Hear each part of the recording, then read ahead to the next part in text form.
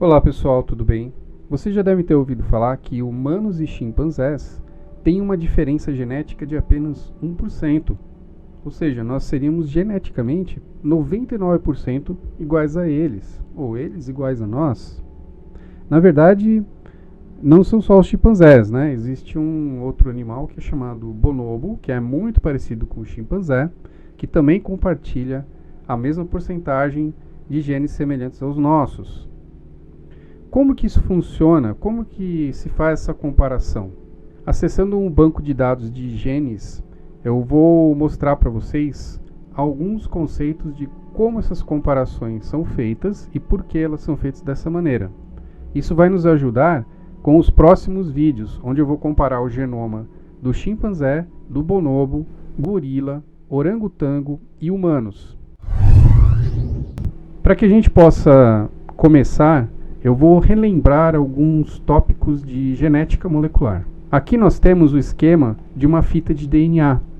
A fita de DNA possui essas letrinhas A, T, G e C, são apenas 4 letras, e que são usadas repetitivamente, porém numa ordem específica. Essa fita de DNA pode ter milhões dessas sequências, mas cada espécie tem a sua sequência correta. Dentro dessas sequências, algumas porções delas são os chamados genes. E o que são os genes, então? Eles são trechos da molécula de DNA que contém essas letrinhas, que o nome técnico dela é base nitrogenada, e a partir de processos dentro da célula de transcrição e tradução é possível fabricar uma sequência de aminoácidos. Esse polipeptídeo aqui é o início de uma proteína. Uma proteína pode ter dezenas ou centenas desses aminoácidos.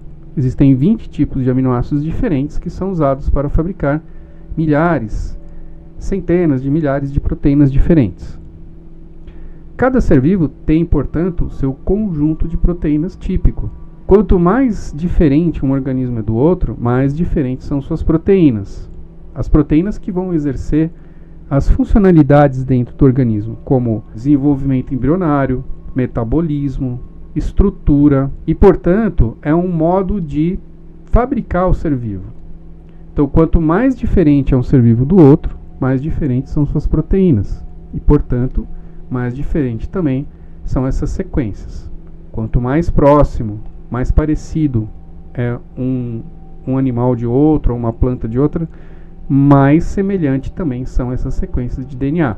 Por isso que os cientistas começaram a ver a sequência dessas bases nitrogenadas e armazenar em um grande banco de dados chamado GenBank.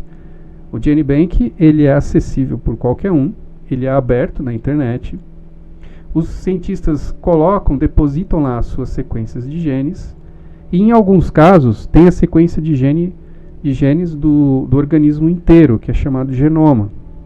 Por exemplo, nós temos o genoma humano completo, ou quase completo. A gente tem o genoma do chimpanzé, do orangotango, a gente tem genoma de plantas, a gente tem genoma de micro-organismos, fica tudo armazenado num grande banco de dados. Então, quando um cientista descobre um novo gene, ele pega essa sequência de nucleotídeos e ele vai colocar lá e verificar se essa sequência tem alguma similaridade com algum outro organismo. Então, geralmente o que nós encontramos é que se você é um mamífero, você vai ter mais similaridades com mamíferos. Se você é um réptil, vai ter mais similaridades com répteis. E o legal é que você pode fazer isso da sua casa, do seu computador. Você pode entrar e fazer essas pesquisas. Além disso, é legal entender como que essas sequências de bases nitrogenadas podem aparecer.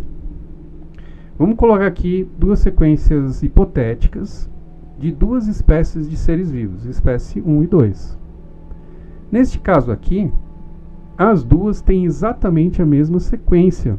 Se isso fosse colocado dentro do sistema de alinhamento de sequências, que eu já vou mostrar daqui a pouco, ele daria um resultado de 100% de alinhamento, ou de coincidência, de matches. Tá? Porque exatamente ela tem a mesma sequência de bases nitrogenadas, espécie 1 e 2. Então, neste caso, se isso fosse um equivalente a um gene, ele seria 100% idêntico na espécie 1 e na espécie 2. Porém, podem acontecer pequenas mudanças. Geralmente, essas mudanças ocorrem através de mutações ou de processos de variabilidade genética. Nesse exemplo aqui que eu coloquei, eu alterei na espécie 2 aquela letrinha G que está em vermelho. No lugar de A, essa espécie 2 tem G. Se nós colocarmos isso em um sistema que calcula a similaridade genética, ele vai te dar um alinhamento menor do que 100%. Ele vai fazer as contas, né? Vai ver quantas letras estão trocadas, quantas estão na posição correta e vai te mostrar esse alinhamento. Porém, podem acontecer perdas ou inserções. A gente chama isso de indels, inserções ou deleções. Nesse caso aqui, a espécie 2 sofreu uma deleção. Ela perdeu 4 bases, ficando com uma sequência um pouquinho mais curta. E agora, nesse caso aqui, como que nós calcularíamos a similaridade genética? Será que nós vamos considerar que a partir do ponto de deleção todas as letras não vão bater? Ou será que nós podemos pegar esse finalzinho, que está em verdinho ali, e alinhar com o final da espécie 1? Como que nós faríamos isso? Seria mais interessante que a gente conseguisse verificar aonde tem segmentos que podem ser alinhados com a outra sequência, mesmo ele tendo perdido algumas bases. Então, nesse caso, o que o sistema faria seria colocar um espaço ali, onde não há correspondência daquelas 4 bases nitrogenadas, e alinhar o restante da sequência. Mesmo porque essas 2 sequências vão gerar proteínas que nós chamamos de ortólogas, ou seja, basicamente é a mesma proteína com a mesma função, ou é uma variação daquela proteína. Claro, então nesse caso nós veríamos que o alinhamento é menor do que 100%. Porém, analisando as 2 estratégias de sequência, nessa daqui de cima, quando nós consideramos esse gap, essa falta de nucleotídeos, acrescentamos 4 espaços e alinhamos o restante da sequência de bases nitrogenadas, nós teremos ali uma coincidência de 99,4% das bases entre a espécie 1 e 2. Agora, se fizermos a opção de baixo, elas vão alinhar até aproximadamente metade, exatamente a metade, e em seguida nada vai estar alinhado, porque ao mover essas 4 bases, ao tirar essas 4 bases, perder essas 4 bases, e mover toda a sequência para perto do outro segmento, a partir daquele ponto eu não tenho mais nada alinhado. Então, nesse caso, eu teria ali aproximadamente 50% de alinhamento. Ou seja, eu tenho que considerar algumas mudanças que ocorrem ao longo da evolução. Eu não posso simplesmente começar do primeiro nucleotídeo, primeira e segunda espécie, e vai comparando cegamente. Eu tenho que verificar se não ocorreram inserções ou deleções. Senão eu vou estar subestimando a coincidência entre as bases nitrogenadas entre uma espécie e outra. E isso é só um exemplo.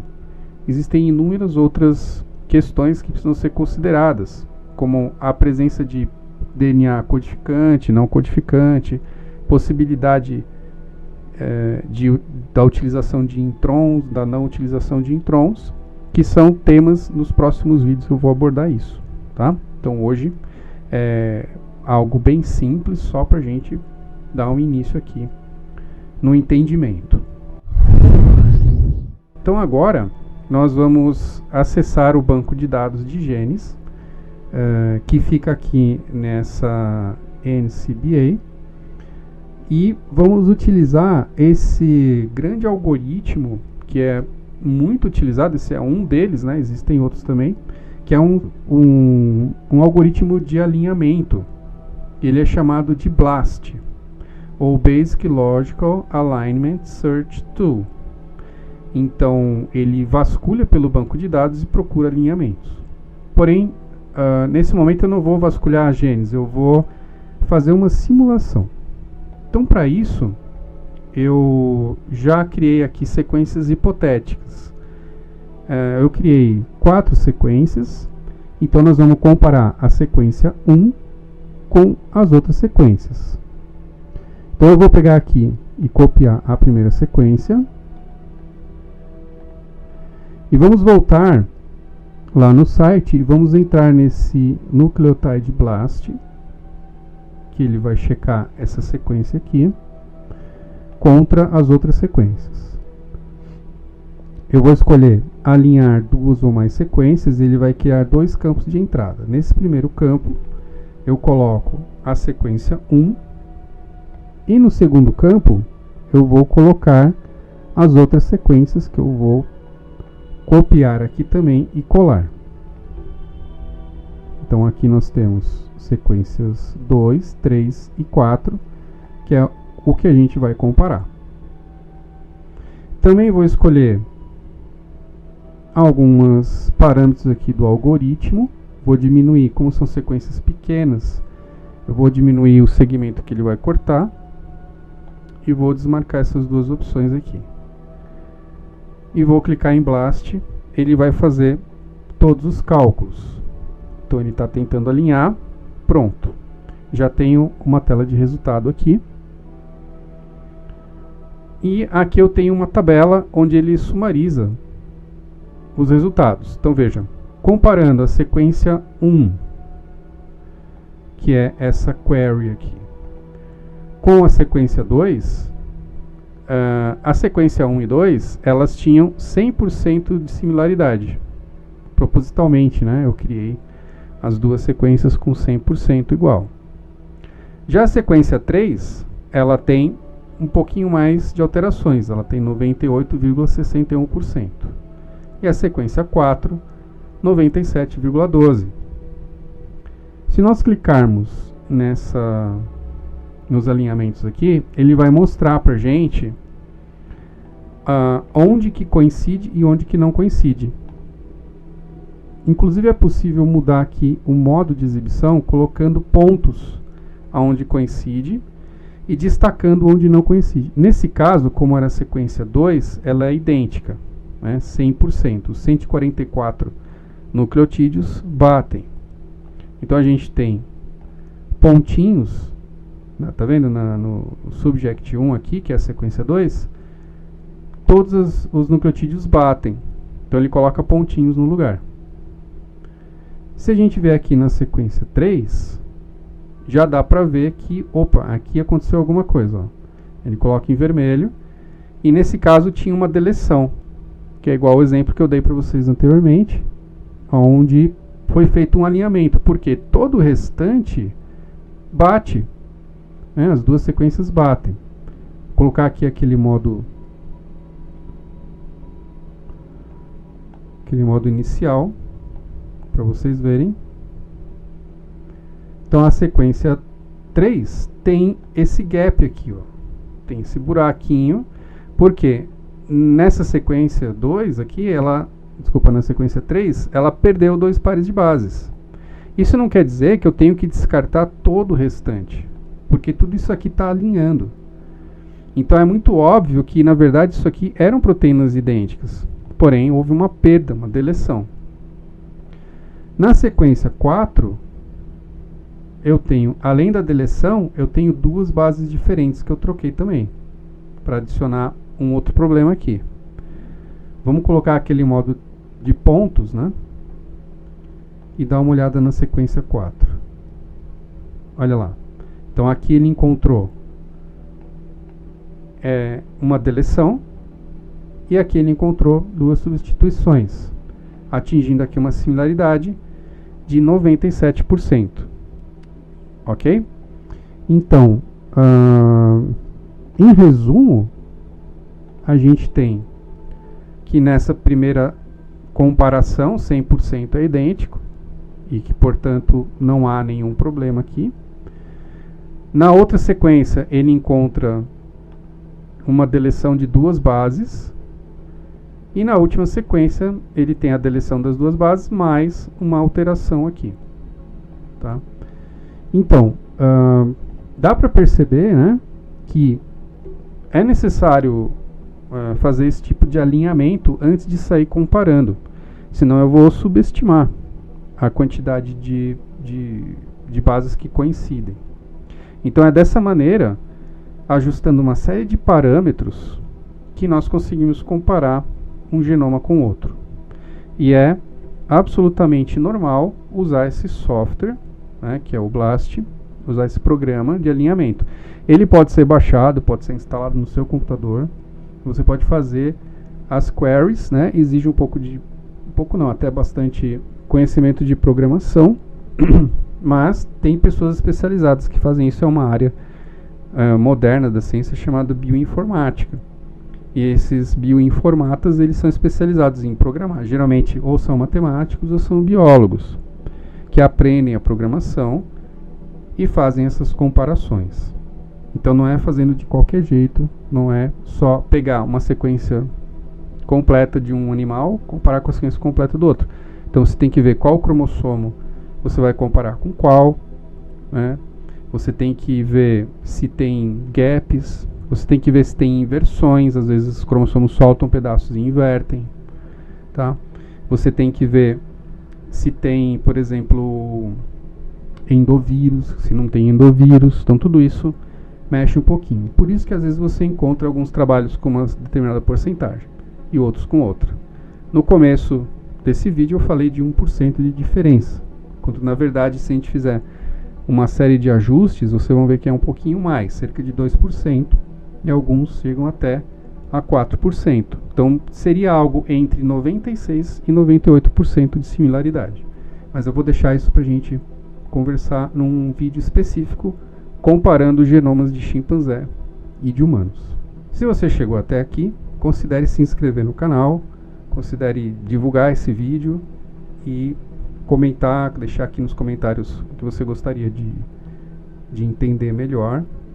E obrigado pela audiência. Vejo vocês no próximo conteúdo.